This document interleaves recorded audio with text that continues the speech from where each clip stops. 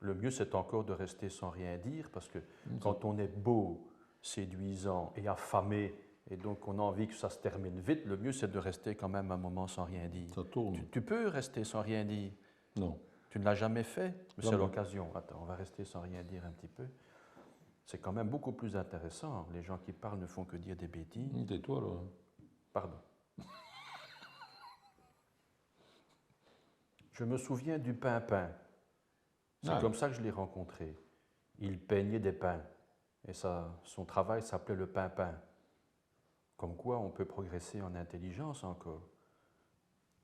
Puisque tu en es au-dessous de table maintenant. C'était le pain en clair-obscur. Oui. Parce qu'il y avait le pain quotidien et le pain d'art. Et le pain d'art était présenté dans l'obscurité. Et le dardard, comme disent les abeilles. Et l'exposition se visitait à la lampe de poche. Donc il y avait le pain bêche, il y avait le pain tade, il y avait le pain, enfin il y avait tout le pain Oui. au départ de l'Angélus du Millet. Que tu as mangé. Qui est le pain quotidien acquis par la prière et par le travail laborieux de la terre. Il paraîtrait qu'il y a une tombe en dessous de l'Angélus de Millet. On a fait un travail au rayon X et on aurait décelé la présence de la tombe d'un enfant. À Auvers-sur-Oise, à côté de son frère. Oui, ça c'est possible, mais je ne sais pas, c'est à explorer ça. Millet est enterré à côté de son frère dans le même cimetière. Oui, Oui. non, je ne savais pas. Comme Van Gogh Ah, et son frère. mais Van Gogh est enterré à Barbizon.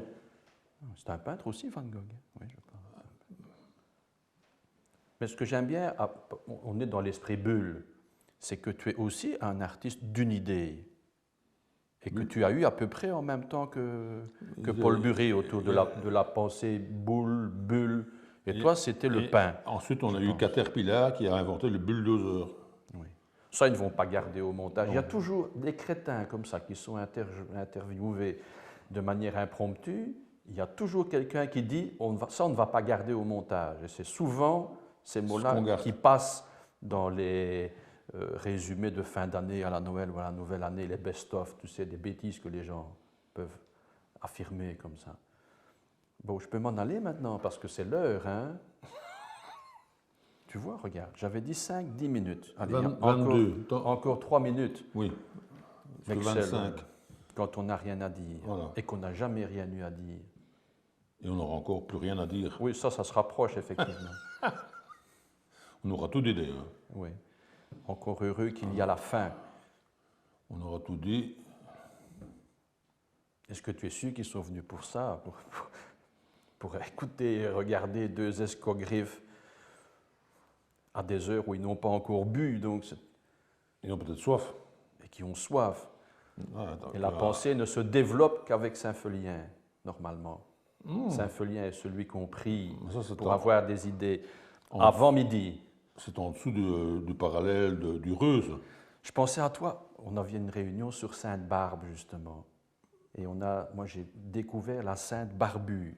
Ah, Sainte Barbue. Oui, qui n'est pas Sainte Barbe, mais c'est une sainte, donc une jeune fille qui est promise au mariage mystique, comme toi, et qui, à un moment donné, fait tout pour que son fiancé la refuse aux petites heures du matin. C'est elle à qui on a coupé les seins en tranches? Non, c'est une autre. Et alors, la sainte, cette belle jeune fille, prie pendant toute la nuit pour que donc son fiancé la réfute. Le fiancé arrive, elle a tellement bien prié qu'elle se réveille avec une carrure de camionneur et une barbe de sapeur.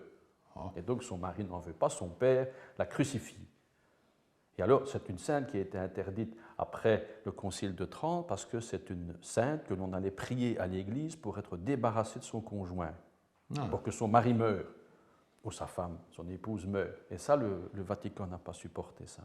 Et donc, tu pourrais très bien, je trouve... Faire Sainte Barbue. Ah oui, faire Sainte Barbe, nue. Sainte Barbue nue. Avec un attribut qui est quand même aussi, parce qu'elle a été précipitée, je pense, du haut d'une tour, et puis aussi, on lui a aussi coupé la tête, avec ta tête en dessous du bras qui dit des âneries. C'est elle à qui, après, on a traîné le corps par... Oui, ça, on les traîne. Oui, non, ça, c'est Brunehaut, ça. Ah, Brunehaut. Brunehaut.